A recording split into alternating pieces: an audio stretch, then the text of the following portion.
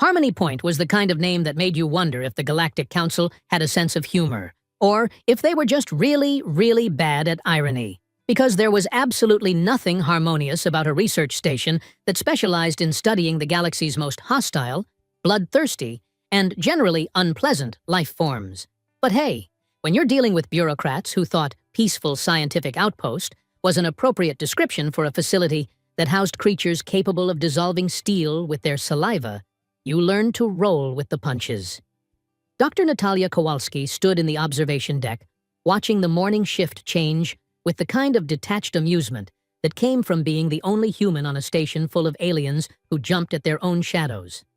Well, to be fair, when your job involved cataloging things that could eat you in increasingly creative ways, a little paranoia was probably healthy. "Another thrilling day in paradise," Nat muttered, sipping her coffee. Real Earth coffee, not that synthetic swill the replicators produced, and watching Beckmoth scuttle past the viewport below. The Centaurian administrator moved with the nervous energy of someone who'd rather be anywhere else, preferably somewhere with fewer things that could kill him. Which, considering they were on a space station dedicated to housing galactic nightmare fuel, was probably everywhere else in the known universe.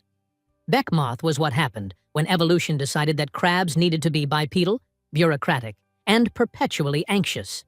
His chitinous exterior gleamed under the artificial lighting, and his 4 eye stalks swiveled constantly, as if expecting something horrible to leap out of the nearest ventilation grate.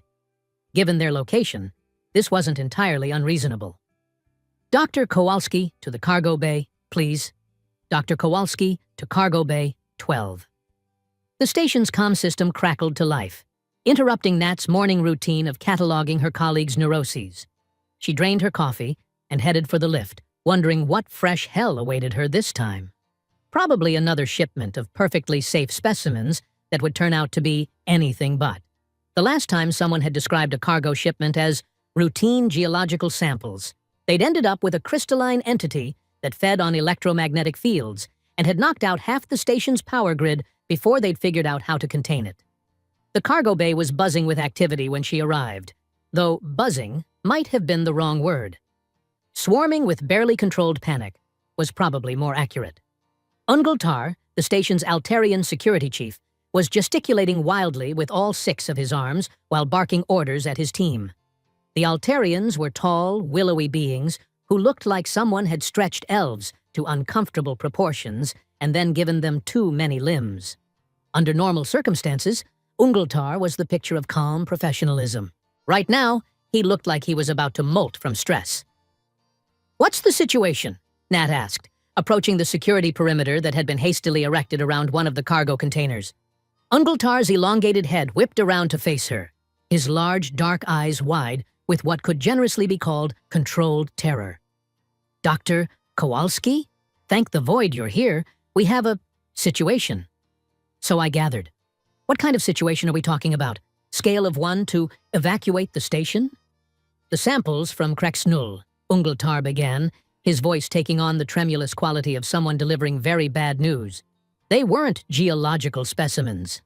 Nat felt her stomach drop. Krexnull was what polite xenobiologists called a death world, and what everyone else called that nightmare planet where everything wants to kill you and most things can. It was the kind of place where the plants were carnivorous, the rocks were probably carnivorous, and the air itself seemed to have a grudge against visiting researchers. "Please tell me you're about to say they were just misclassified mineral samples," Nat said, though she already knew from Ungultar's expression that she wasn't going to like the answer. "3 juvenile Krexnull shadowhounds," Ungultar whispered, as if saying it too loudly might summon more of them. The cargo bay went very, very quiet. Even the hum of the life support system seemed to pause, as if the station itself was holding its breath. Shadowhounds were the stuff of nightmares, even by Death World standards. Adult specimens had never been captured alive, mainly because anyone who got close enough to try became an impromptu snack. They were apex predators in the truest sense, intelligent, ruthless, and equipped with enough natural weaponry to take down a small starship. And now, they had 3 babies. "How big?" Nat asked, because sometimes the details mattered, even when the big picture was already painted in shades of "we're all going to die horribly." "About the size of small domestic mammals," Ungletar replied. Earth cats, perhaps. That should have been reassuring. It wasn't. If there was one thing Nat had learned in her years of studying dangerous xenofauna, it was that baby predators were often more dangerous than adults, if only because they hadn't learned proper fear responses yet. Adult shadowhounds, according to the limited data available, were careful hunters who planned their attacks. Baby shadowhounds would probably just attack everything that moved and figure out the consequences later. Where are they now? She asked. Ungletar gestured toward the sealed cargo container with one of his lower arms, while the other 5 performed what appeared to be a complex blessing ritual. Quarantine protocols activated. Double-sealed containment. The container hasn't been opened since we discovered what was inside. And how exactly did we discover what was inside without opening it? Thermal imaging detected 3 warm, moving objects. Bioscanners confirmed Crexnal genetic markers. Ungletar's voice cracked slightly on the last part. They're definitely alive. Beckmoth chose that moment to scuttle into the cargo bay, his eye stalks swiveling frantically as he took in the scene. Status report, he chittered, his translator rendering his natural clicking speech into galactic standard. Why is half my security team having nervous breakdowns? Shadowhounds, Ungletar said simply. Beckmoth's 4 eye stalks immediately retracted into his shell with audible pops. After a moment, one cautiously emerged. Did you say shadowhounds? 3 juveniles, Nat confirmed. Still contained, still alive. Contained for now, Beckmoth corrected, his administrative mind immediately leaping to worst-case scenarios. Do you have any idea how many galactic safety protocols this violates? We're not equipped for Class X predators. Our containment systems are designed for specimens that won't actively try to dissolve their way through reinforced tritanium. They're babies, Nat pointed out. How much damage could they possibly do? The silence that followed her question was deafening. Every alien in the cargo bay turned to stare at her with expressions that suggested she'd just asked why they didn't try reasoning with a supernova. Dr. Kowalski, Beckmoth said slowly, shadowhound cubs have been observed killing adult Crexnal battle rhinos for sport at 6 weeks of age. Ah, Nat considered this information. Well, that's problematic. Problematic? Ungletar's voice climbed several octaves. We need to space them immediately, before they figure out how to escape. We can't space them, Beckmoth protested, though he sounded like he was trying to convince himself as much as anyone else. They're an unprecedented scientific opportunity. Adult shadowhounds have never been studied in captivity because they've never been captured alive. These cubs could revolutionize our understanding of Crexnal ecosystem dynamics. They could also revolutionize our understanding of what it feels like to be eaten alive, Ungletar shot back. While her colleagues descended into what could charitably be called a spirited debate, and more accurately be called barely restrained hysteria, Nat found herself staring at the sealed cargo container. Somewhere inside that innocuous-looking metal box were 3 of the most feared predators in the galaxy. And they were babies. There was something almost absurd about the situation. Here they were, a station full of supposedly advanced beings, reduced to panic by creatures that probably weighed less than a standard datapad each. Yes, they were dangerous, potentially lethally so, but they were also scared, confused juveniles who'd been ripped away from their natural habitat and stuffed in a metal box. What's their current status? She asked, interrupting the ongoing argument about whether to space them, contain them, or fake their own deaths, and run. A way to join a monastery. Biosigns indicate stress, but stable health, Ungletar replied. They haven't attempted to breach containment yet, but that's probably because they don't understand their situation. Or because they're waiting for the right moment to strike, Beckmoth added helpfully. Nat nodded thoughtfully. I want to see them. The cargo bay fell silent again. This time the silence had a distinctly, did she just say what I think she said quality to it? See them? Beckmoth's eye stalks emerged fully from his shell to focus on her with laser-like intensity. As in, look at them? From a safe distance? Through reinforced barriers? As in, observe their behavior patterns and assess their immediate needs, Nat clarified. We can't make informed decisions about their containment if we don't understand their current psychological and physical state. Their current psychological state is probably hungry, Ungletar muttered, and their current physical state is capable of killing us all. They're babies, Nat repeated patiently. Babies have predictable needs: food, warmth, security. If we can address those needs, we can keep them calm while we figure out long-term solutions. And if we can't? Beckmoth asked. Nat shrugged. Then we'll probably find out just how effective our life insurance policies are. The look that passed between Beckmoth and Ungletar was the kind of look that said, the human has officially lost her mind, but she's also our xenobiology expert, and we're fresh out of better ideas. Fine, Beckmoth said finally, but we do this by the book. Full safety protocols, remote observation only, and at the first sign that those things are planning to turn us into dinner, we implement emergency containment procedures. Agreed, Nat said, though she was already thinking about how remote observation was probably going to tell them a whole lot of nothing about 3 scared, stressed predator cubs. As the team began setting up the observation equipment, Nat couldn't shake the feeling that everyone was approaching this situation completely wrong. Yes, shadowhounds were dangerous. Yes, they were apex predators, but they were also living beings with their own needs, fears, and behavioral patterns. And if there was one thing Nat had learned in her years of working with hostile xenofauna, it was that understanding those patterns was the key to successful coexistence. Of course, she also had to admit that most of her previous subjects hadn't been capable of dissolving their way through reinforced metals. But hey, everyone needed a challenge sometimes. The first thermal images came through a few minutes later, displayed on the main cargo bay screen. 3 small, dark shapes huddled together in one corner of the container, barely moving. They looked small, fragile even. Nothing like the nightmare predators they were supposed to become. They're scared, Nat said quietly. They're plotting, Ungletar countered. They're babies who've been traumatized and confined in a metal box, Nat insisted. Look at their positioning. That's classic stress behavior, huddling for comfort and security. Or pack hunting formation, Beckmoth suggested darkly. Nat sighed. This was going to be a long day. 3 hours later, Nat was officially sick of committees. The emergency council meeting had been going in circles for what felt like geological epochs, with various department heads offering increasingly creative suggestions for dealing with their unexpected passengers. The leading proposals ranged from immediate spacing to return them to Krexnul immediately to Ungletar's personal favorite, fake a containment breach and evacuate the station. We could sedate them, suggested Dr. Hemlock, the station's medical officer, a vegan whose species looked like someone had crossed a praying mantis with a philosophy professor. Keep them unconscious until we can arrange transport. For how long? Beckmoth's eye stalks swiveled to focus on her. Adult shadowhounds can hibernate for months when necessary. We don't know if sedation would even work on their physiology.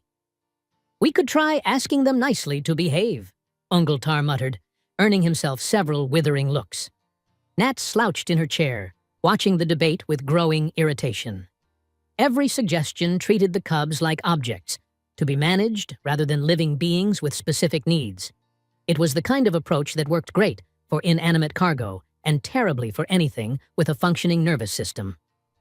Has anyone actually checked on them since we started this meeting? She interrupted. The room fell silent. Beckmoth's translator made a series of embarrassed clicking sounds. The automated monitoring systems are functioning perfectly, Ungletar said defensively. Biosigns remain stable. No attempts at containment breach. Biosigns tell us they're alive, Nat pointed out. They don't tell us if they're hungry, thirsty, or stress vomiting from fear. Shadowhounds don't vomit, Dr. Hemlock corrected primly. Their digestive systems are far too efficient. You're missing the point. We've had them for hours, and no one has made any attempt to address their basic needs. They're babies. They need food, water, and some indication that they're not about to be killed. They're apex predators, Beckmoth chittered. Their basic need is to hunt and consume other living beings. They're cubs, Nat repeated, for what felt like the 100th time. Cubs that have been separated from their pack, transported across space, and locked in a metal box. Even apex predators need care when they're juveniles. The meeting devolved into another round of circular arguments, with each participant restating their previous positions in increasingly dramatic terms. Nat tuned out somewhere around Ungletar's third explanation of why shadowhounds were inherently evil and focused instead on the real problem. 3 scared, hungry cubs who were being treated like ticking bombs. "Right," she said finally, standing up. "I'm going to check on them." "Absolutely not," Beckmoth said immediately. "Containment protocols specifically prohibit unnecessary personnel contact with Class X specimens. Someone needs to assess their immediate welfare needs from a safe distance, using remote sensors." Nat looked around the conference table at a collection of beings who were supposed to be scientists, explorers, and researchers. Instead, she saw a group of bureaucrats who'd forgotten that their job was to understand alien life, not hide from it. "You know what? Fine. Continue your meeting. I'll be in my lab if anyone needs me." She left the conference room with as much dignity as she could muster, which was considerable. What she didn't mention was that her lab was conveniently located 2 decks below the cargo bay, with access to the maintenance corridors that ran throughout the station. Nat had grown up on Kepler 442c, a frontier colony world where the local wildlife included things that could crush a human skull with their jaws, and others that could dissolve human skin with their saliva. The colonists had learned early on that the key to survival wasn't avoiding dangerous animals, it was understanding them well enough to coexist. Her parents had been xenobiologists who specialized in interspecies communication, and they'd raised her with the fundamental principle that every living thing had predictable behavioral patterns if you knew how to recognize them.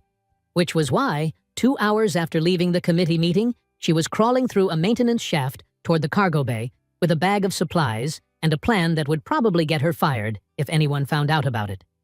The maintenance access to Cargo Bay 12 was hidden behind a panel that required a security override to open. Fortunately, her research clearance included emergency access to specimen containment areas in case of containment breaches. This probably didn't qualify as an emergency, but she was choosing to interpret the regulations creatively. The cargo bay was dark and quiet, lit only by the emergency lighting strips that ran along the floor. The sealed container sat in the center of the bay like a metallic monument to bureaucratic indecision. According to the external displays, the Cubs' biosigns were stable, but showed elevated stress indicators. Nat approached the container quietly, pulling out a portable scanner to get a better read on the Cubs' status. The thermal imaging showed 3 small forms still huddled together, barely moving. Their body temperatures were slightly below normal range. Not dangerous yet, but not optimal either. "Hey there," she said quietly, placing her hand against the cool metal of the container. "I know you can't understand me, but you're probably wondering what the hell is going on." The thermal images shifted slightly. One of the Cubs had raised its head. "Yeah, I'm talking to you," to, "I bet you're hungry, and scared, and confused about why you're locked in a box instead of running around doing whatever it is baby shadowhounds do for fun." More movement. All 3 Cubs were alert now, their heat signatures brighter as their metabolisms increased. Nat consulted her portable scanner, checking the container's atmospheric readings. The air was breathable but stale, and the temperature was several degrees below what the Cubs would consider comfortable. Their homeworld was hot and humid. The sterile environment of the cargo bay was probably as alien to them as their presence was terrifying to the station crew. "Okay," she murmured, pulling out her first peace offering, a thermal heating pad designed for reptilian research specimens. She activated it and placed it against the container's exterior wall, directly below where the Cubs were huddled. Within minutes, the thermal imaging showed them moving toward the warmth. "That's better, isn't it?" The Cubs were definitely responding to her voice now. She could see them moving around the container, not frantically, but with what looked like curiosity. One of them approached the wall where she was standing and seemed to settle there. "I'm going to call you Midnight," she decided, watching the dark shape on the scanner. "You seem like the brave one." The second Cub moved to join the first, pressing against the container wall. "Storm," Nat named it, "because you look like you're ready to cause trouble." The third Cub remained in the back corner, alert but cautious. "And your Echo," she said, taking your time to figure things out. This was insane, she knew. She was anthropomorphizing alien predators based on thermal images and her own wishful thinking. But something about their behavior felt familiar, like the way young animals from her homeworld had responded to patient, non-threatening contact. She spent the next hour sitting beside the container, talking quietly to the cubs while monitoring their biosigns. Their stress indicators gradually decreased as they adjusted to the warmth and her presence. When she finally left, all three were resting peacefully near the wall where she'd been sitting. Over the next few days, Nat fell into a routine. She attended the daily committee meetings, where the debate continued to rage without resolution, and then made her way to the cargo bay during the night shift when security was minimal. Each visit, she brought something new: better heating elements, a humidity generator to make the air more comfortable, and, eventually, food. The food had been the tricky part. Shadow hounds were obligate carnivores, but no one knew their specific dietary requirements. Nat started with raw protein samples from the station's biological research stores, leaving small portions near the container's feeding port. The first few attempts went ignored, but gradually she found combinations that the cubs accepted, mostly red meats with high fat content, similar to what their species would hunt on Kreksnul. The real breakthrough came on the fifth night, when she arrived to find that the cubs had left something for her: a small pile of shredded container lining arranged near where she usually sat. It was crude, almost accidental, but it looked deliberately placed. "Well, hello to you too," she whispered, settling into her usual spot. "Making yourselves at home?" The thermal imaging showed all three cubs pressed against the wall where she sat. Over the course of her visit, she started to distinguish their individual behaviors. Midnight was indeed the boldest, always the first to investigate new smells or sounds. Storm was playful, often chasing its own tail or pouncing on the others. Echo was the observer, hanging back but clearly processing everything that happened. They were individuals, not just apex predators or biological weapons, but distinct personalities learning to navigate their strange new world, which made what happened next even more remarkable. On the eighth night, Nat arrived to find the container's environmental seals had been compromised. Not broken, carefully opened. The cubs had figured out how to manipulate the feeding port's mechanism and had created a small opening in their containment. Her first instinct should have been to hit the emergency alert and summon security. Instead, she found herself studying the modification. It was ingenious, really. They'd used their claws to carefully bend the metal without triggering any of the tamper sensors.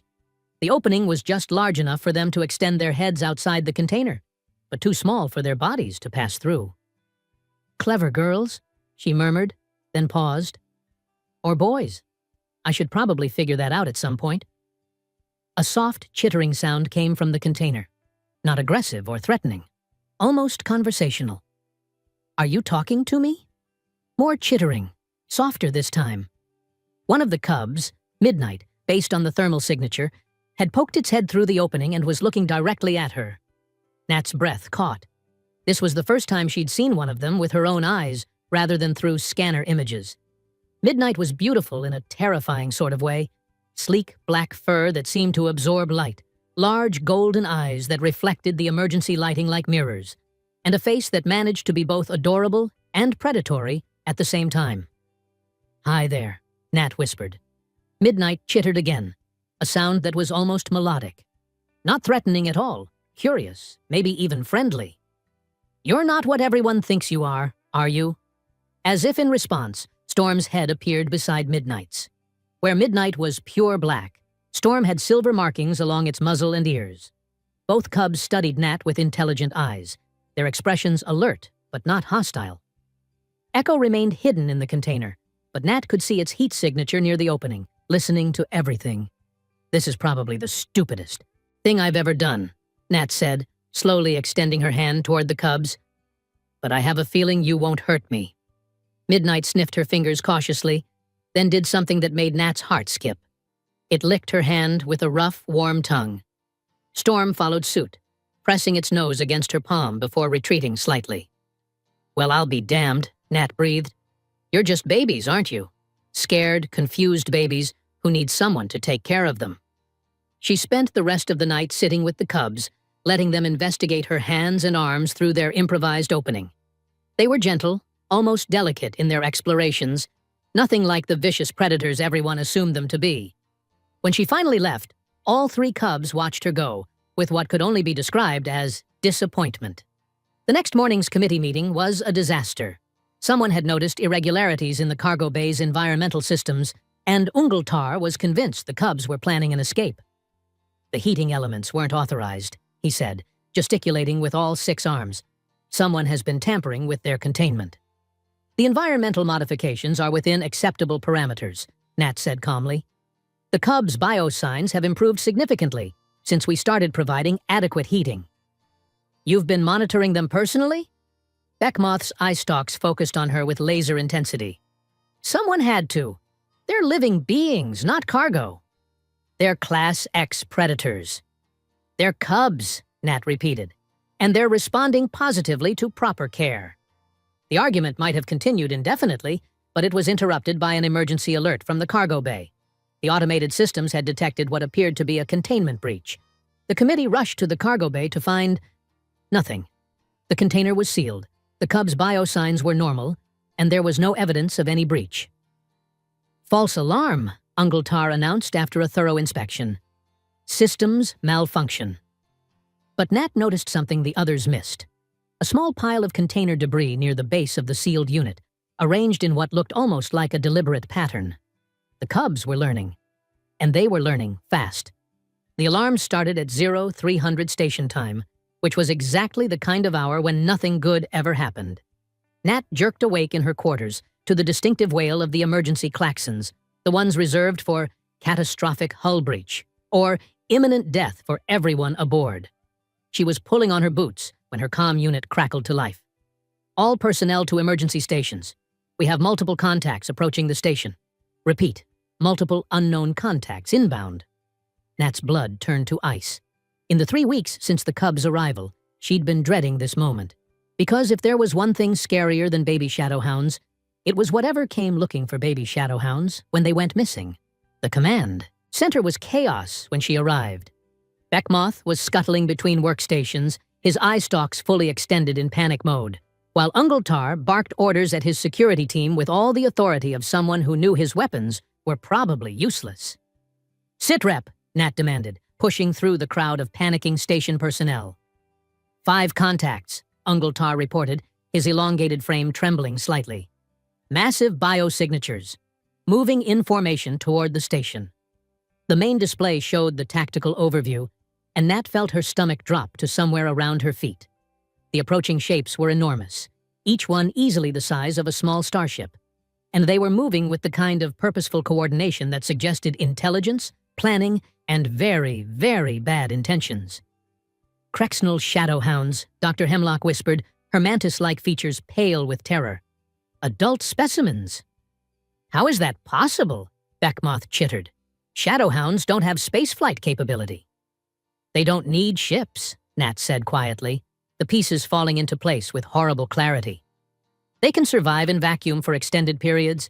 They probably rode the hull of whatever transport originally carried the Cubs." "Rode the hull?" Ungultar's voice climbed several octaves. "You mean they've been out there this whole time?" "Waiting," Nat confirmed. "Tracking their young. And now they're done waiting." The first impact hit the station's outer hull with a sound like thunder. Emergency lighting flickered, and the deck plates vibrated under their feet. Whatever had just hit them was big enough to shake a station designed to withstand asteroid impacts.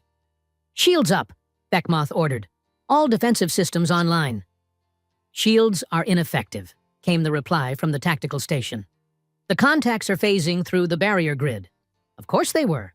Nat had read the theoretical papers on shadowhound biology. Adult specimens could alter their molecular density at will, becoming incorporeal just long enough to pass through solid matter. It was the kind of ability that made them nearly impossible to contain or kill, and absolutely perfect for hunting prey that thought walls could protect them. The second impact was followed by a horrible scraping sound that echoed through the station's superstructure. Something very large and very angry was clawing its way through the outer hull. "Evacuation protocols!" Ungultar shouted. "All personnel to the escape pods." "Belay that," Nat said sharply. "If we run, they'll hunt us down one by one. Our only chance is to stay together and find a way to communicate." "Communicate?" Beckmoth's eye stalks retracted in disbelief. "With shadowhounds? They're mindless killing machines." "No, they're not," Nat insisted. "They're pack hunters. Intelligent predators looking for their cubs. If we can make them understand that the cubs are safe. Her words were cut off by the lights going out. Emergency power kicked in a profound puid. Moment later, bathing the command center in red light that made everyone look like they were already bleeding. Hull breach on deck 6, someone reported. Something's inside the station. The hunting had begun. What followed was a nightmare of stalking horror that would have made a decent thriller if anyone had survived to sell the story rights. The adult shadowhounds moved through the station like living shadows, appearing and disappearing at will. The security teams that went to intercept them simply vanished. No bodies, no blood, no sign of struggle, just empty corridors and the lingering scent of something alien and predatory. They're hurting us, Nat realized as the survivors huddled in the command center, driving us toward a central location. Why? Dr. Hemlock asked, though she sounded like she didn't really want to know the answer. Because pack hunters don't just kill randomly. They coordinate, plan, and right now, they're planning something specific. The answer came 20 minutes later, when the blast doors to the command center simply melted away like butter in a furnace. The corridor beyond was filled with darkness so complete it seemed to absorb the emergency lighting. And then, they stepped into view. Adult Crexenal shadowhounds were everything the research reports had promised, and worse. Each one stood nearly 3 meters tall at the shoulder, with sleek obsidian fur that seemed to drink light and predatory grace that made every movement look like liquid death. Their eyes were golden furnaces in the darkness, and when they moved, they made no sound at all. There were 3 of them, a mated pair and what looked like an older sibling, probably the cub's parents, and an older offspring who'd stayed with the pack. They filled the doorway like living nightmares, and their attention was focused entirely on the huddled station personnel. "Nobody move," Nat whispered. "Don't run. Don't make any sudden movements." "What's the point?" Ungletar whimpered.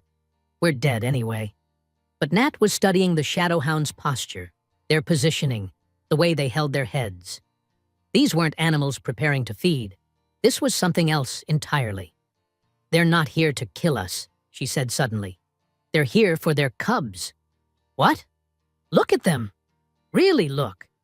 They're not in hunting posture. They're in communication posture." The largest shadowhound, clearly the pack alpha, stepped forward and did something that made everyone's breath catch. It spoke. Not in words, exactly, but in a series of low, harmonic vocalizations that seemed to resonate through the deck plating. The sound was hauntingly beautiful and absolutely terrifying at the same time. "It's trying to communicate," Nat breathed. "It's asking about the cubs." "How could you possibly know that?" Beckmoth chittered. "Because I've been listening to their cubs for 3 weeks. The vocalizations are similar, but more complex.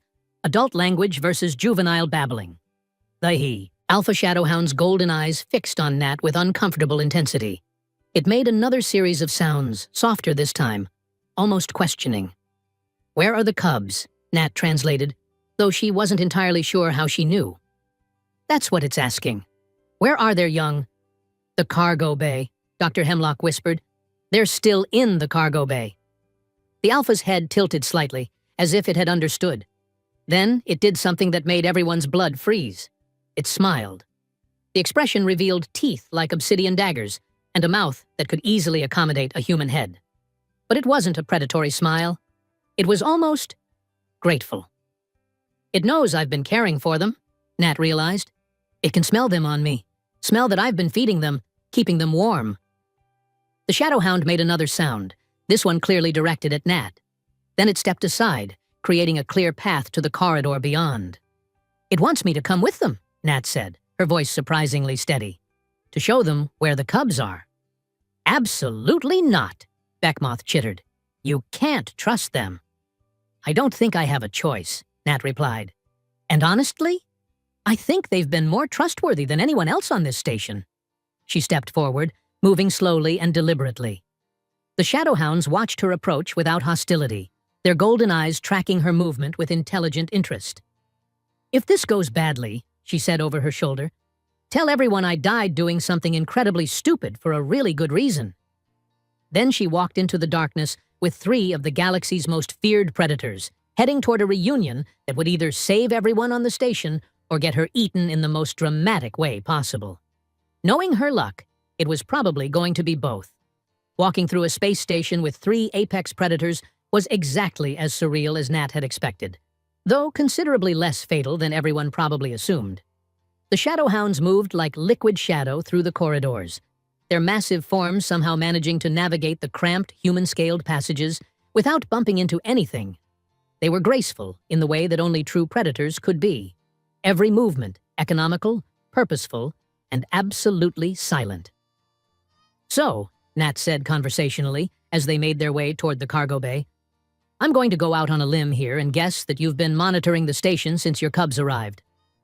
The Alpha made a sound that might have been confirmation, or might have been amusement at the human who thought casual conversation with galactic apex predators was a reasonable survival strategy.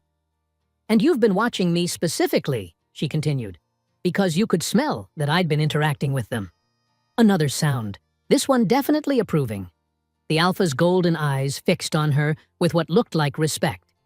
"Which means you know I've been taking care of them, keeping them fed, warm, and as comfortable as possible, under the circumstances." They reached the cargo bay, and Nat felt her heart skip as she saw the container. It looked so small and inadequate now, knowing what was waiting outside. The cubs' bio signs were agitated. They'd probably sensed their family's presence through whatever supernatural bond pack predators shared. "Okay," Nat said, stopping beside the container. "Before we do this, I need you to understand something. Your cubs are safe, healthy, but they're also scared and confused. They've been locked in this box for weeks, and they don't understand what's happening." The Alpha stepped forward and placed one massive paw against the container's surface. The metal immediately began to warm under its touch, not from heat, but from some kind of molecular manipulation that made Nat's scanner readings go haywire. "Wait," she said urgently. "Don't melt it open. There's a proper way to do this." She moved to the container's control panel and began the unlock sequence. The Shadowhounds watched with what appeared to be fascination as she navigated the various safety protocols and containment releases. "Humans like to complicate things," she explained. "We put locks on everything, even when common sense would work better." The container's seals released with a soft hiss, and the front panel began to iris open. Immediately, 3 small, dark shapes burst out like furry missiles, chittering excitedly as they launched themselves at their family. What followed was the most aggressively adorable family reunion Nat had ever witnessed. The cubs swarmed over their parents, making happy chittering sounds while the adults nuzzled and groomed them with obvious relief. The older sibling, probably their big sister, seemed particularly excited, play wrestling with all 3 cubs at once. "Well," Nat said softly, "that's not terrifying at all." The Alpha looked up from the reunion and made a complex series of sounds directed at Nat. She didn't understand the specifics, but the tone was unmistakably grateful. "You're welcome," she replied. "They're good kids, a little destructive maybe, but they've got personality." As if responding to her comment, Midnight broke away from the family pile and padded over to Nat, rubbing against her legs like an oversized, deadly cat. Storm and Echo followed, chittering happily as they investigated their human friend. The adult Shadowhounds watched this interaction with expressions that Nat could only describe as amazed. The Alpha made another series of sounds, this time directed at the cubs, who responded with excited chittering. "Are you asking them about me?" Nat realized. "About how I've been treating them?" The cubs' response was enthusiastic and lengthy, with frequent gestures toward Nat and what sounded like very positive reviews of her caretaking abilities. The Alpha's expression shifted to something that looked distinctly approving. It approached Nat slowly, lowering its massive head until they were at eye level. "I know this is going to sound crazy," Nat said, "but I think you're trying to thank me." The Shadowhound's response was to gently touch its nose to her forehead, a gesture so unexpectedly tender that Nat felt tears prick her eyes. "You're not mindless killers at all, are you?" she whispered. "You're just parents looking out for your children." The Alpha stepped back and made a different sound, this one clearly directed at the cubs. They immediately clustered around Nat, taking up protective positions that made her laugh despite everything. "Oh, come on, you can't be serious." But they were. The cubs had apparently decided that Nat was now part of their pack, and they were prepared to defend her accordingly. When Beckmoth and the others finally worked up the courage to venture into the cargo bay, they found Nat sitting cross-legged on the floor with 3 baby shadowhounds arranged around her like the world's most dangerous security detail, while their parents watched approvingly from nearby. "Dr. Kowalski?" Beckmoth's voice was barely a whisper. "Are you alive?" "Very much so," Nat replied cheerfully. "And I think we need to have a serious conversation about our assumptions regarding Shadowhound intelligence." What emerged over the following hours was a revelation that would reshape galactic understanding of predator species. The Shadowhounds weren't just intelligent. They were sophisticated social creatures with complex family structures, advanced communication abilities, and a moral code that valued pack loyalty above all else. The adult Shadowhounds had indeed been tracking their cubs across space, but they'd approached the situation with remarkable restraint. They'd observed the station for weeks, trying to determine whether the cubs were being harmed. When they'd detected Nat's scent on the cubs and realized someone was caring for them, they'd waited even longer, hoping for a peaceful resolution. "They could have destroyed the station at any time," Nat explained to the assembled crew later. "Instead, they chose to trust that we'd eventually do the right thing." The cubs, meanwhile, had been learning human behavior patterns and station layouts during their confinement. Their apparent escape attempts had actually been intelligence-gathering missions, mapping the station and identifying potential allies. "They chose you," Dr. Hemlock observed. "Out of everyone on the station, they decided you were trustworthy." "Because I was the only one who bothered to see them as individuals instead of threats," Nat replied. 6 months later, Harmony Point had become something unprecedented in galactic history, a joint human Shadowhound research facility. The adult Shadowhounds had agreed to participate in behavioral studies in exchange for proper accommodation for their family, while the cubs served as ambassadors for their species. Nat found herself at the center of a new field of xenobiology, focused on predator-prey cooperation. It turned out that humans, as persistent predators themselves, had a unique ability to communicate with other predator species on an instinctual level. "Who would have thought," she mused, watching Midnight teach a group of visiting xenobiologists the finer points of pack hunting theory, "that the secret to galactic peace was just treating everyone like people instead of monsters?" The cubs had grown considerably, but they still followed Nat around the station like loyal pets. Storm had developed a particular fondness for the engineering deck, where it enjoyed helping repair work by holding tools in its mouth. Echo had become the station's unofficial greeter, charming visitors with its gentle demeanor. And Midnight.